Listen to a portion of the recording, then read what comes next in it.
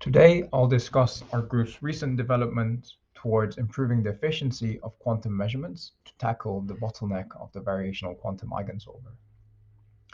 Although this diagram is not what's exactly done in our method, it is a close classical analogy that captures the main idea of our method. And the main idea is the following. To measure the total area of the object on the left is a complicated measurement task requiring many measurements. But by adding and subtracting appropriate amounts and completing the circles, on the right-hand side, we have a much simpler measurement task, and we simply have to measure the radii of the two circles to determine the total area.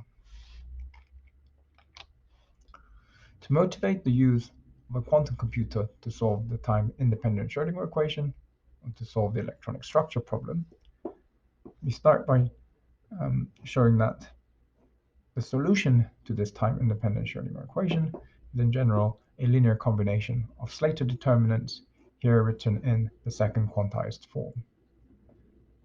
And the Slater determinants map naturally onto qubits on a quantum computer, where each qubit pointing up represents an occupied orbital, and each qubit pointing down represents an unoccupied orbital. And although in this diagram we show the qubit configuration for a single Slater determinant, any linear combination of Slater determinants can be represented using the same number of qubits because these qubits are entangled. So one way of solving the time-independent Schrödinger equation using the quantum computer is by using the variational quantum eigensolver. And this algorithm uses the variational principle to reformulate the eigenvalue problem into finding a set of parameters theta that minimize the energy of the parameterized ansatz state psi theta. So on a quantum computer, starting from some reference initial state, say Hartree-Fock state, one applies a unitary operator that depends on the parameter theta to obtain a new state psi theta with a lower energy. And the energy of this state is also measured on a quantum computer, and this energy information is passed on to a classical optimizer, which suggests a new set of parameters to further lower the energy. And this process is repeated until the minimum energy is found, and this minimum energy corresponds to VQE's solution to the time-independent Schrödinger equation. In this talk, we focus on the bottleneck of this process, which is measuring the expectation value of the Hamiltonian. And this measurement is a difficult task because psi theta in general is not an eigenstate of H, and each measurement collapses psi theta to one of the eigenstates, and one has to perform many such collapses and gather the statistics to estimate the Hamiltonian expectation value. To measure the Hamiltonian expectation value, one must first represent the Hamiltonian on a quantum computer, and this can be achieved by performing, for example, a Jordan-Wigner transformation, which preserves the spectrum of the Hamiltonian, that is, the lowest energy eigenvalue of the original electronic Hamiltonian is the same as the lowest energy eigenvalue of the transformed qubit Hamiltonian. And this qubit Hamiltonian is a linear combination of Pauli products, each of which is a tensor product of single qubit operator acting on the different qubits. And the single qubit operator can be one from Pauli X, Y, Z, or identity operator, and the action of these operators on the qubits can be represented using the corresponding Pauli matrices or identity matrix. Measuring the expectation value of the Hamiltonian is difficult because on today's digital quantum computers, one can only measure the expectation value of Pauli Z operators through a process not too dissimilar from Stern-Gerlach experiment. However, as shown on the previous slide, the Hamiltonian contains terms that are not Pauli Z operators. So how do you measure the expectation value of such non-Z terms, for example, Pauli X operator? We can achieve this by finding a unitary transformation or rotation such that the expectation value of Z of the rotated state, U psi, which we can measure on a quantum computer, is equal to the expectation value of X of the unrotated original state psi.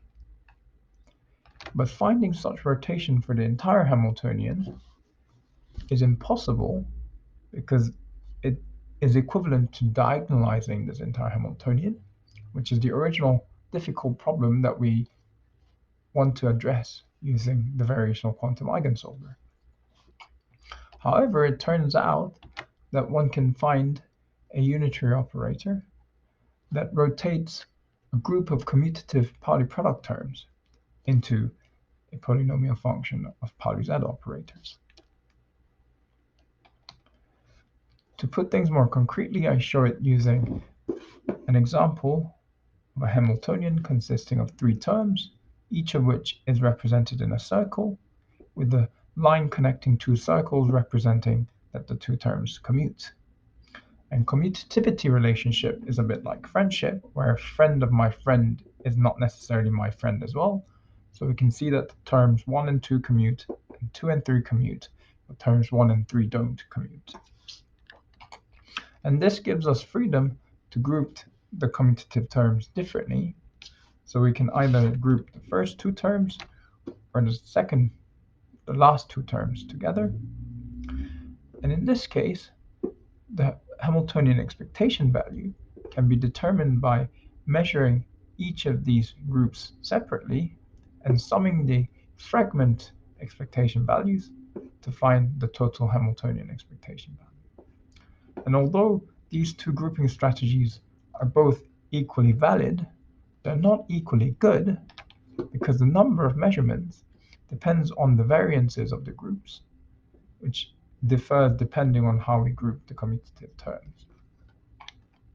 However, you have to remember that there's another player in the game, and that is the coefficient of the Pauli products.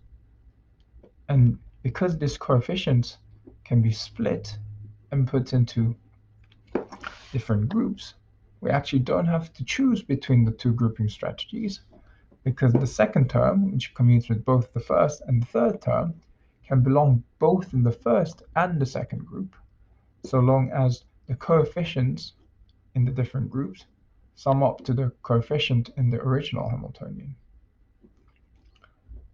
And we have the freedom to choose alpha such that the variances of the fragments is minimized. And therefore the number of measurements required to obtain the Hamiltonian expectation value is minimized. And this is similar idea to the diagram shown in the first slide, where we added and subtracted appropriate amounts to simplify our measurement problem.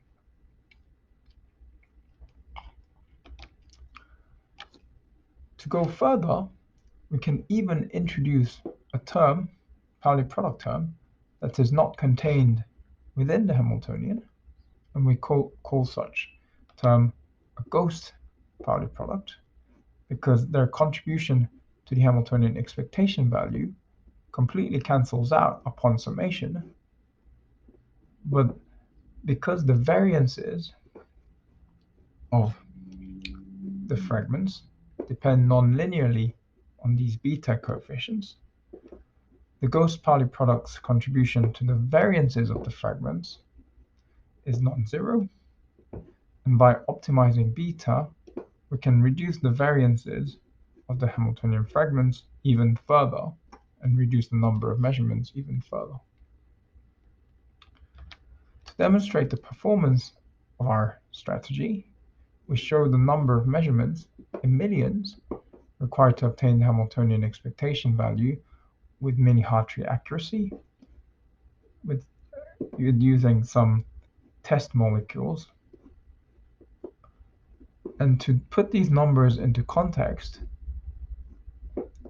million measurements on a quantum computer takes about a minute. So this shows that we have reduced, in the case of ammonia, measurement that takes nearly 20 minutes into a measurement that takes about 2 minutes by using both coefficient splitting techniques and Gross-Pauli product technique.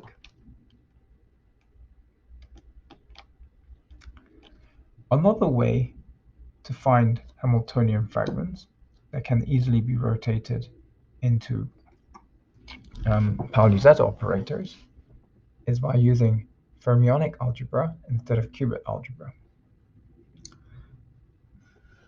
So instead of decomposing the Hamiltonian into mutually commutative terms, one can decompose them into Hartree-Fock solvable parts, that is, parts with eigenstates that are Slater determinants.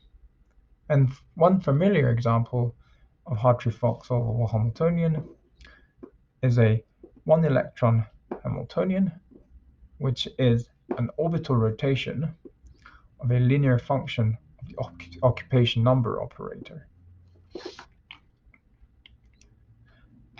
And this can be extended to 2 electrons by replacing this linear function with a quadratic function of occupation number operator. And each of this fragment is measurable because the number operator maps onto the Pauli-Z operator under usual Jordan-Wigner transformation. And using methods listed in these citations, one can decompose the molecular electronic Hamiltonian into such form containing a single 1-electron fragment and multiple 2-electron fragments.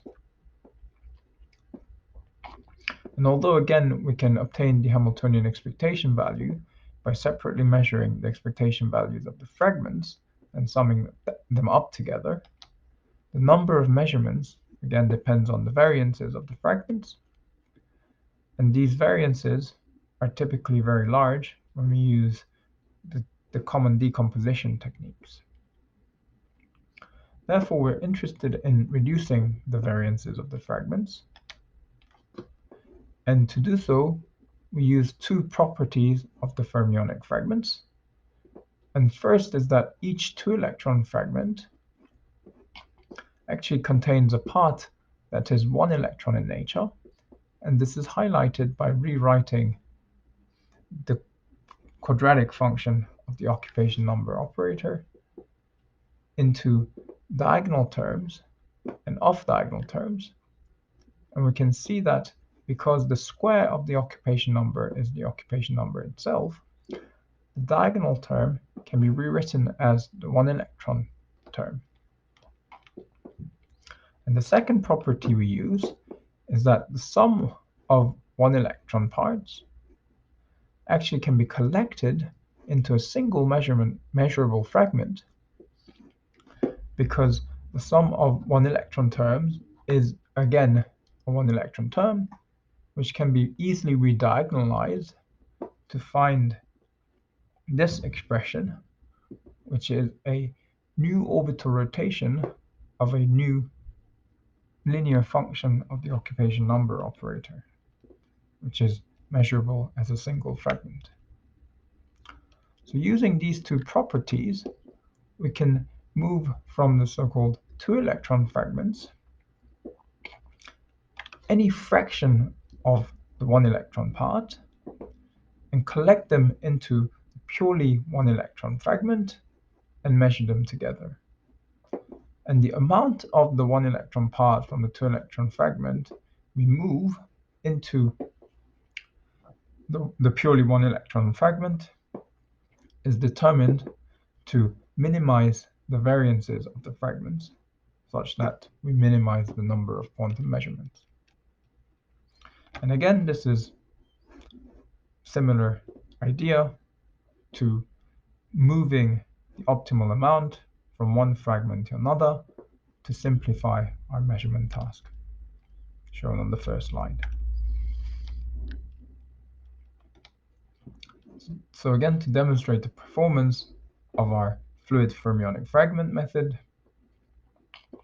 we compare the basic decomposition technique before the optimization with fluid fermionic fragment optimized fragments. And in this case, we went from quantum measurements that would take nearly an hour to taking less than a minute. To conclude, we have identified the measurement of the Hamiltonian expectation value as the bottleneck of the variational quantum eigensolver and introduced optimization techniques that achieved up to two orders of magnitude speed up in this quantum measurement. And these discussed methods is either already available or will soon be available as a part of Tequila Python library, publicly available on GitHub, the link for which can be found by scanning this QR code. And I thank the Swiss National Science Foundation for providing funding for our research. And here is the reference for the related work. Thank you very much.